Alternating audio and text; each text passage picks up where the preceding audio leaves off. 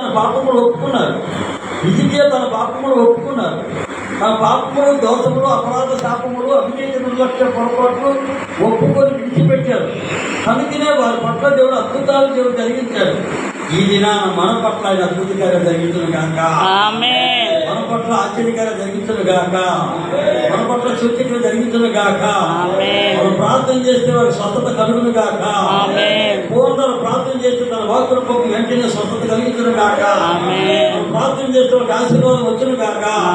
మనం ప్రార్థన చేస్తే పౌరమస్ పొందుదు గాక. ప్రార్థన చేస్తే ఆత్మీయంగా ఎదుగుదు గాక.